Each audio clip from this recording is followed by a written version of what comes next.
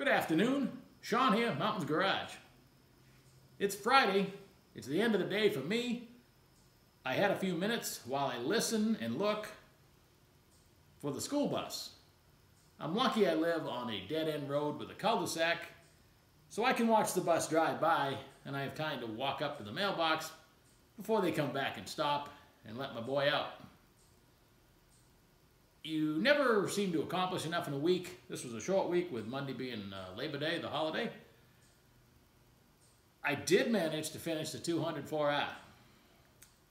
I'm not ashamed to say that the ASTG manual, I don't own it for a 204R, but it is available online.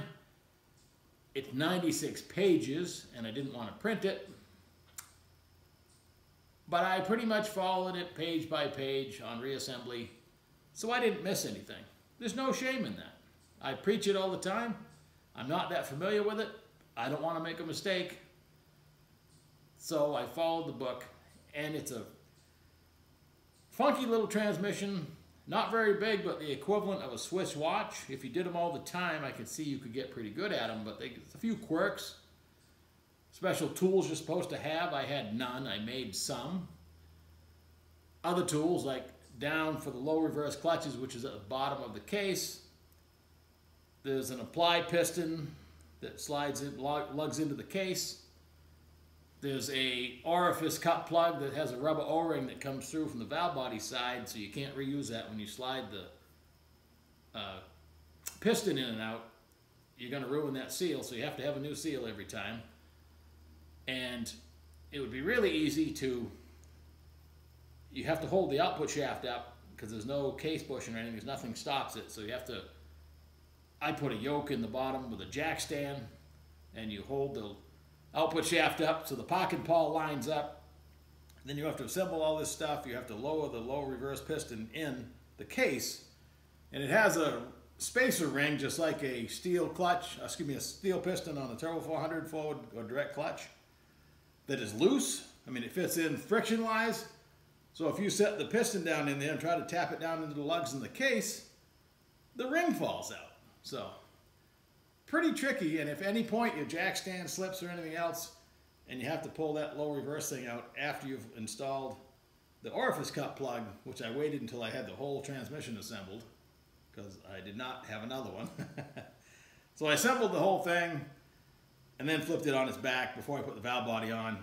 I'm glad I didn't forget it, but then I drove it down in, and long story short, it's gone, and I'm on to something else. I should have this 400 all done by now, but I've been hand scraping the case with a pocket screwdriver. It had red paint on it over the silver. Half of it came off. Half of it was off when it got here. Maybe another half of that came off, so I had a quarter of it. I'm scraping by hand because it looks terrible. Otherwise, everywhere the paint stops is a shelf, and I just can't let that go, I guess. So I've almost got it clean. I've got this half pretty clean, so sometimes I wonder, especially when I see other things we're going to look at in this video. But let's get on to some more exciting things and talking about chipping off paint with a screwdriver. Call it a rolling shelf, a shelf truck, a shelf cot, whatever you want to call it. When I saw this for sale on Marketplace Monday morning, Labor Day morning, I was hammered down in the old LS Swap Dodge a couple towns over, and for 150 bucks I put it in my truck. I haven't found this exact model. By the color, blue, I think it's a Vestal brand. I haven't found the exact model. Most of the ones I see are just angle iron, and the shelves are welded. These shelves are 8 gauge, 172 thousandths thick. Each shelf will hold water. You can install it either way, lip up or lip down. I put it lip up just in case I have a leak. Each shelf is 42 pounds times 5 plus the uprights. It's built like a piece of pallet racking. I'm pretty sure from the prices I see I would never afford to buy this new. It was definitely north of 2,000 bucks, and it's not that old. But I wanted something mobile, and I wanted it for like a project cot, but in this case my projects are typically transmissions, and all these parts clog up my benches. So these are short-term storage because they're in and out. But now I get my benches back, and I was completely excited to get it. And more excited to have my benches back. I had just cleaned this thing off, this stainless bench that I've hardly ever used. In fact, this transmission is the first project on it. And I immediately covered it with the contents of 3 Turbo 400s, and it was just another shelf. So now I can actually use it again. I mean, it collects stuff in a hurry, but, you know, that's short-term stuff. With the weather we've been having lately, we're getting a lot of rain and some random humidity. It'll blow off in a day or so, but... And watching my video from last week, I became really nervous about my 2 blocks that are covered in trash bags that I paid to have machined last summer, and I've stupidly left them laying around. I cleaned them. I think I did a video on how I cleaned them, pretty much removing all the oil from the metal. I must have oiled the cylinders because there's no rusting yet, and I took the bags off just a little while ago and rubbed oil on all the machine surfaces, which still look like new, thankfully. I only hope these crankshaft and all that stuff that's in the box is all oiled. I haven't looked. These are the things that keep me up at night. I'd hate to open the box and see it all rusty, but I need to put them together and I can stop worrying about it. And that's going to happen sooner than later. A current theme in my Friday wrap-up videos is basically showcasing all the junk I hauled home this week. In this case, it's not junk, and behind my Snap-on toolbox is where I store all my sheet metal, 4x8 sheets or 4x10 sheets. And I have, this is a piece of wood obviously, but there's 1.5 inches worth of sheet stock. I have anything from 22 gauge on up. Some aluminum, some steel. It's a real pain to get it out. It's not bad. The toolbox is on wheels. And then you got to cut it to size. I was on Marketplace this morning, and I had to go right through this town anyway. A couple towns over, there's a sheet metal shop that I didn't even know existed. It's right in the middle of the town. You go down a side road, it's next to the railroad tracks, and it's like stepping back into the 1800s. You step into a wooden floor shop with a lot of hand metal manipulating machines. It was awesome, but he had advertised sheet stock that drops for $1 a pound. He pays $2 a pound for the whole sheet, but of course the whole sheet's typically charged to a customer, and the drops are just waste, so he's selling them for $1 a pound. I bought 6 14 gauge and 6 18 gauge, and so that's 12 pieces. You know, they're pretty big size, almost as tall as my toolbox, not quite, for $120 cash. You can't beat that. So now I have some small pieces of sheet that I don't have to necessarily cut a big one, and I didn't have any 14 gauge in sheet material anyway, so that's pretty rugged. So that's a good thing. More projects on the way. I managed to drag home 2 Turbo 400s this week. The first one, with the red Hughes torque converter, was running, I believe, mid-11s in a C10 only a week or so ago.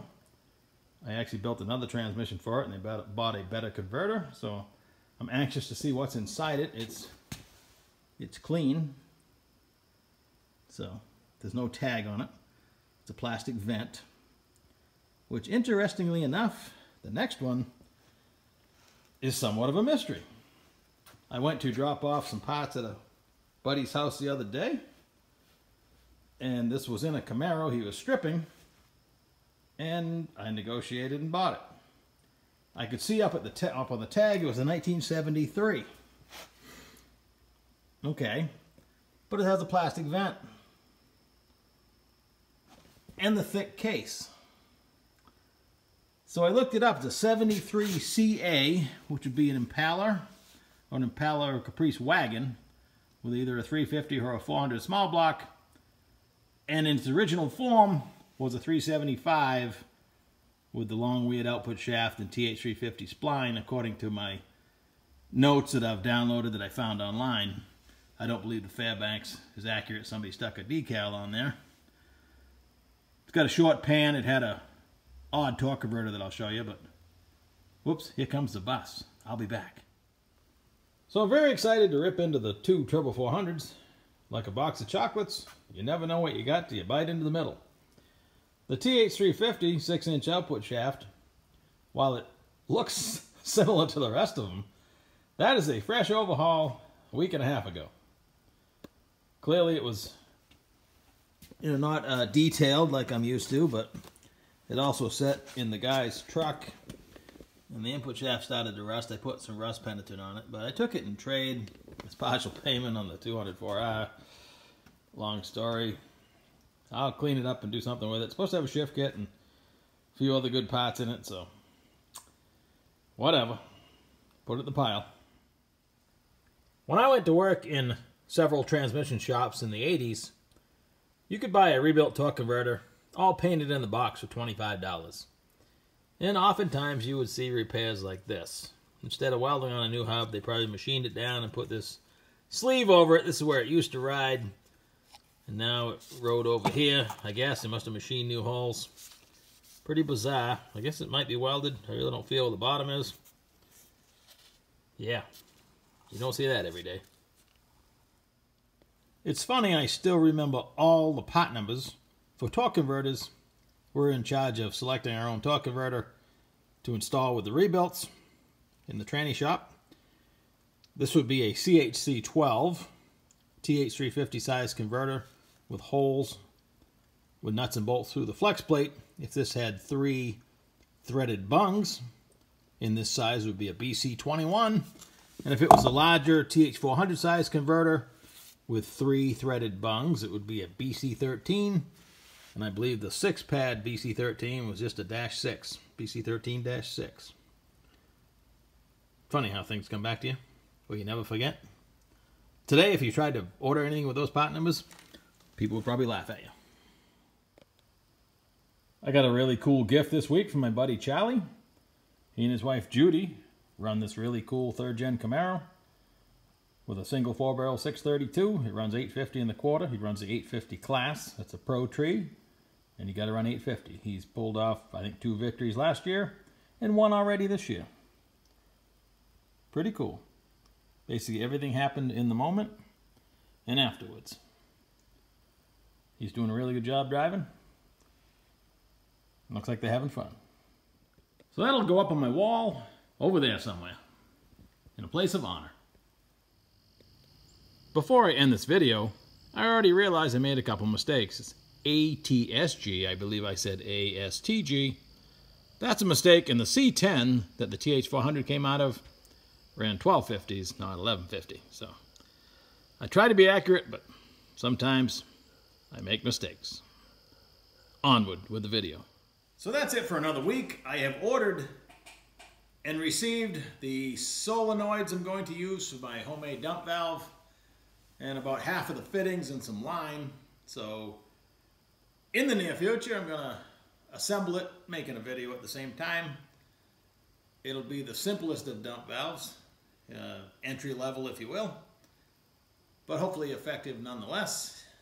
I've also ordered a Hipster 1st and 2nd gear leave billet transbrake valve body for the Super Duty Turbo 400 that I'm building over there for my Nova that I promised never to sell. And that hopefully happens in a week or so, and I can finish that, and I'll also put a dump valve on that one. So I bought enough to do 2 setups. All right, so now you're up to date. Another week's gone by. Anxious to enjoy the rest of summer, what few days are left. And I love fall. It's already such a nicer air mass, and although the days are somewhat shorter, you gotta love all seasons if you live in Maine, because we get them all. So, like, share, subscribe. Thanks for watching. I'll talk to you soon.